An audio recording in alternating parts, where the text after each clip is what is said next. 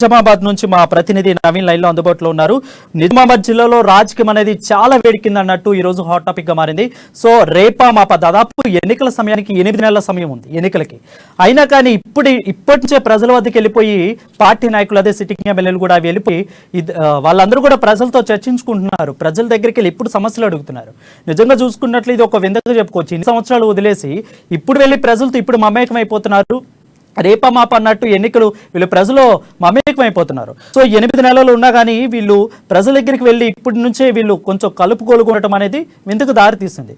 అదేవిధంగా పంచ్ డైలాగులు కూడా వస్తున్నాయి. అదే ఎమ్మెల్సీ కవితకు ఎంపీ అరవింద్ కూడా మాటల యుద్ధం అనేది చాలా గట్టిగా జరుగుతుంది. మన సోషల్ మీడియాలో చూస్తూనే ఉన్నాం. మన అమ్మ న్యూస్లో కూడా కథనాలు అనేవి ప్రసారం అవుతున్నాయి. సో వీళ్ళిద్దరి మధ్య ఏం జరుగుతుంది, అసలు నిజామాబాద్ జిల్లాలో ఎలాగ ఏమవుతుంది, రాజకీయం ఎలా వేడెక్కుతుంది అనేది తెలుసుకుందాం. నిజామాబాద్ నుంచి మా ప్రతినిధి నవీన్ లైన్లో అందుబాటులో ఉన్నారు. నవీన్, చెప్పండి అప్డేట్స్ ఏంటి అక్కడ? Thank you Varun. నిజామాబాద్ జిల్లాలో మరికొన్ని ఎన్నికల దగ్గర పడుతున్న సమయంలో నిజామాబాద్ జిల్లాలో ఒక్కసారి రాజకీయ వేడి తగులుతుందని చెప్పవచ్చు. అయితే ముఖ్యంగా ఆర్మూర్ నిజామాబాద్ జిల్లా ఆర్మూర్ నియోజకవర్గం వేదికగా ఇరు పార్టీలు అధికార బీఆర్ఎస్ పార్టీ అలాగే ప్రతిపక్ష బీజేపీల మధ్య కూడా మాటల యుద్ధం కూడా జరుగుతుందని చెప్పవచ్చు. ముఖ్యంగా ఎన్నికలు మరికొన్ని నెలల సమయం ఉన్న నేపథ్యంలో కూడా ఇటు ప్రజలకు మమేకం చేసుకునేందుకు కూడా వివిధ కార్యక్రమాలు చేపడుతున్నటువంటి బీఆర్ఎస్ పార్టీ అలాగే బీజేపీ పార్టీలు కూడా ఒకరిపై ఒకరు అదే వేదికగా ఒకరిపై ఒకరు మాటలు యుద్ధం చేసుకుంటున్నారు. ముఖ్యంగా మొన్న జరిగినటువంటి మాటలో ప్రధానంగా పబ్లిక్ ప్రజలకు వెళ్ళేది కూడా బీఆర్ఎస్ పార్టీ ఆత్మీయ సమ్మేళన కార్యక్రమం చేపట్టాయి. ఇందులో భాగంగా ఆర్మూర్ నియోజకవర్గం చెందినటువంటి మాకుల మండల కేంద్రంలో బీఆర్ఎస్ పార్టీ కూడా ఆత్మీయ సమ్మేళనం ఏర్పాటు. ఈ సమ్మేళనంలో ముఖ్య అతిథిగా పాల్గొన్నటువంటి ఎమ్మెల్సీ కవి జీవన్ రెడ్డి గురించి మాట్లాడుతూ, జీవన్ రెడ్డి కేసీఆర్ కు చిన్న కుమారుడు అని చెప్తూనే మరోవైపు కూడా జీవన్ రెడ్డిపై పోటీ చేస్తే మాత్రం ఖచ్చితంగా పోషమ్మ ముందు పట్టేసినట్లే అని కూడా చెప్పారు. అయితే ప్రధానంగా దీని ఉద్దేశం ఒకటే, అంటే పోషమ్మ ముందు పొట్టేలు కట్టేసినట్లు అంటే బలి తీసినట్లు అంటే ఖచ్చితంగా జీవన్ రెడ్డి చేతిలో ఓడిపోయే జీవన్ రెడ్డి ఖచ్చితంగా గెలుస్తారు. ఎవరు పోటీ నిలబడ్డా కూడా పొట్టేలు లేక బలిచ్చినట్లు అవుతుంది కూడా ఘాటన వ్యాఖ్యలు చేశారు. అది దీనిపై కూడా ప్రధానంగా ఇటు బీఆర్ఎస్ పార్టీ ఇటు బీజేపీ పార్టీ చెందినటువంటి ఎంపీ అరవింద్ కూడా ఎమ్మెల్యే టికెట్లు ఇస్తాము అని అధికార పార్టీ అధికారికంగా ప్రకటన చేసింది. ఎందుకంటే సిట్టింగ్ ఎమ్మెల్యేలకి ఇస్తాము ఒకసారి చెప్పినా మరోసారి సిట్టింగ్ ఎమ్మెల్యేలకి ఇవ్వము అని రెండు చెప్తూ ఉంది అధికార పార్టీ.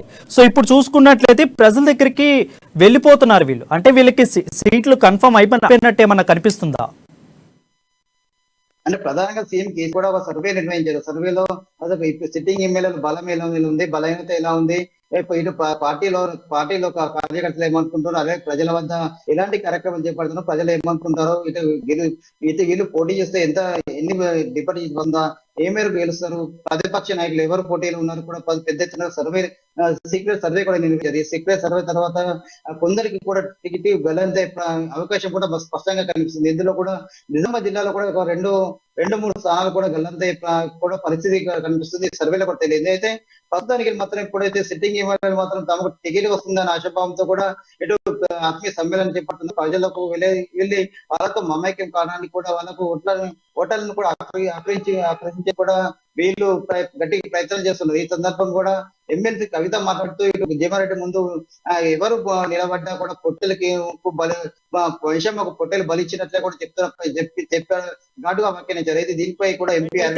నవీన్, ప్రజల దగ్గరికి అయితే ఎమ్మెల్యేలు అయితే వెళ్తున్నారు, సిట్టింగ్ ఎమ్మెల్యేలు కానీ అక్కడ ఉన్న అధికార పార్టీ వాళ్ళు కానీ ప్రజలు ఏ విధంగా స్పందిస్తున్నారు? అంటే వాళ్ళని రిసీవ్ చేసుకుంటున్నారా? ఎలా ఉంది వాళ్ళ మధ్య ర్యాపో? అంటే ప్రస్తుతానికి కొన్ని ఒక వారం రోజుల నుంచి కూడా బీఆర్ఎస్ పార్టీ వివిధ ఇటు నియోజకవర్గాలతో పాటు మండల స్థాయిలో అలాగే ఇటు నిజామాబాద్ జిల్లా కేంద్రంలో కూడా వివిధ వార్డు స్థాయిలో కూడా ఆత్మీయ సమ్మేళనం ఏర్పడింది. ఆత్మ సమ్మేళనం భాగంగా ప్రజలకు మమ్మకి కాదని కూడా ప్రయత్నం చేయబోతుంది. ఈ సభలో కూడా పెద్ద ఎత్తుగా ప్రజలు వస్తున్నారు.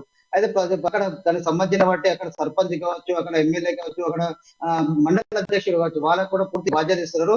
ఈ సభకు ఎంతమంది తీసుకురావాలి, ఖచ్చితంగా సభను సక్సెస్ చేయాలని కూడా చెప్తున్నారు. పరిశీలన దీంతో వీరు కూడా ఇక్కడ ఉన్నటువంటి కింది స్థాయి నాయకులు కూడా ఛాలెంజ్ గా తీసుకొని మాత్రం అక్కడ కార్యకర్తలు కూడా అక్కడికి గుమ్మికు తీసుకొస్తున్నారు. వారికి కూడా పూర్తిగా అక్కడ ఆత్మీయ సమ్మేళనం తర్వాత వారికి కూడా ఏదో భోజనాలు పెట్టడం కూడా జరుగుతుంది. ప్రధానంగా ఈ సభలు మాత్రం ఇప్పటికైతే ప్రస్తుతానికి ప్రతి ఒక్క సభ కూడా బిఆర్ఎస్ పార్టీ నిర్వహించిన ప్రతి ఒక్క సభ కూడా సక్సెస్ అవుతుంది. వీరు కూడా ఈ సభలు కూడా సక్సెస్ కావడం కూడా బిఆర్ఎస్ పార్టీ నాయకులు కూడా ధీమా వ్యక్తం చేస్తారు. ఖచ్చితంగా ఈసారి కూడా తమకు టికెట్ వస్తుంది, తమ ఎన్నికల్లో ఖచ్చితంగా గెలుపొందుతాం, కూడా సాధిస్తామని కూడా వీరు ఖచ్చితంగా ధీమా వ్యక్తం చేస్తున్న కనిపిస్తుంది వరుణ్.